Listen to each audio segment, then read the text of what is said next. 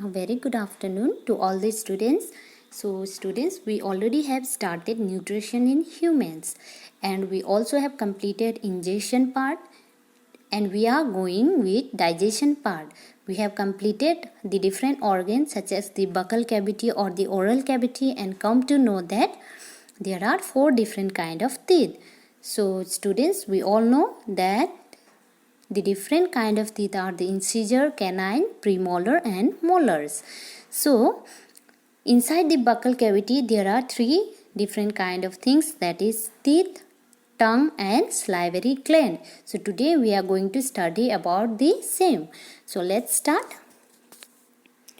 So students, there are 2 sets of teeth in human being. So they are the temporary and permanent set of teeth. So in human being, the teeth grow twice. We all know that in human being, the teeth grows twice. The temporary set of teeth grow when the child is in the age group of 6 months to 8 years. So, whenever we are in the age group between 6 months to 8 years, our temporary set of teeth grows.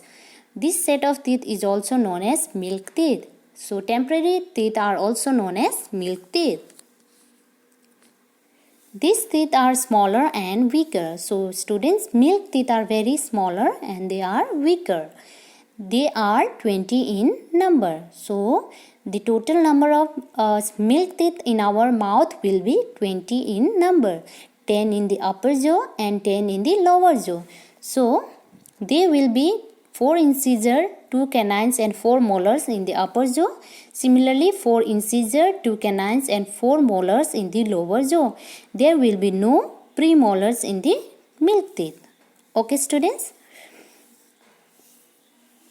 So, teeth grow again after the milk teeth fall off. We all know that teeth again grow after the milk teeth fall off.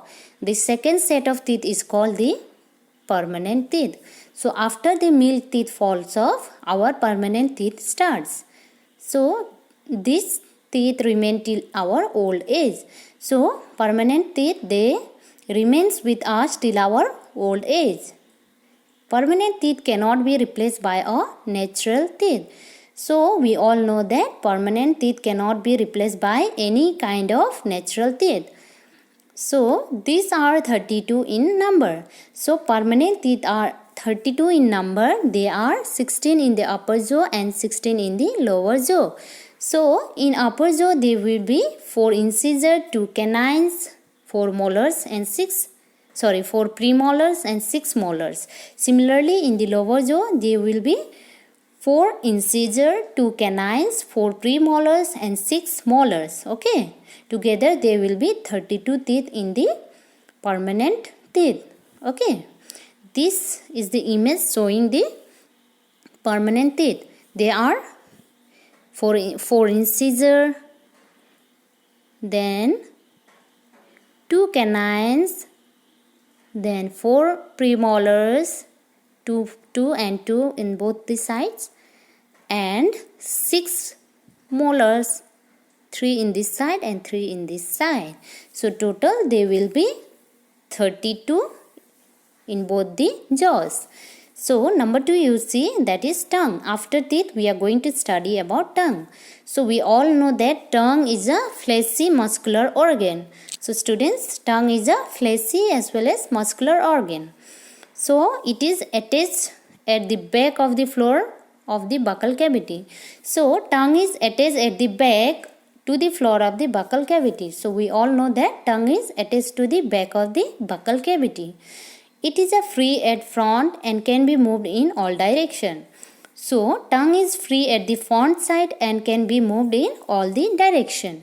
The tongue helps in mixing saliva with food, pushing and swallowing the food into the food pipe and getting the different taste of the food. So the work of the tongue is to mix the food with the saliva, push and swallow the food into the food pipe and to get the different tastes of the food. So tongue help us to get taste of different foods. It has several taste buds that can distinguish 4 types of taste in food. So we know that tongue help us to taste the different taste of food. Okay. Number one, it will help us to taste the salty, then sour, then bitter, and then sweet. So all these kind of taste are present in food which the tongue help us to know. So the tongue also help us to speak. We know that without tongue we won't be able to talk or speak. So now you see next is the figure different taste area of the tongue, showing the different taste area of the tongue. So students, if you want to taste bitter, then only this part will help you to taste bitterness of the food. So next, if you want to taste the sourness of the food, then only this part will help you. This part helps to taste the sourness of the food. Now this part helps in knowing the saltiness of the food, and remaining part, that is this portion, will help to taste the sweet taste. Okay students, so tongue has different function, and there are different area to taste the different taste of the food, like the bitter taste, sour taste, salty taste, and the sweet taste. So now last part is the salivary gland that is present inside the mouth. So you see salivary gland, the salivary gland produce saliva. So we all know that salivary gland produce saliva.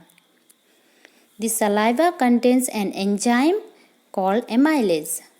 The saliva will contain an enzyme called the amylase. This amylase will help to do some chemical change very quickly. Okay, saliva presents some enzymes that are called amylase.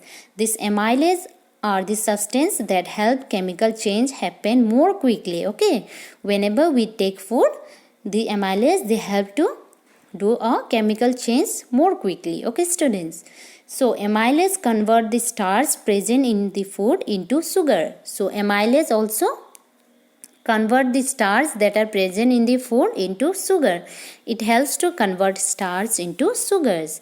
So saliva also make the food wet. We know that saliva makes the food wet and slimy so that it can be easily swallowed. So saliva, without saliva, the food will not be wet and slimy, so it will be difficulty to swallow. So with the help of saliva, we can make our food wet as well as slimy that can be easily swallowed. Okay, so today we are going to stop over here. Tomorrow we will continue with the rest part of the topic. Thank you.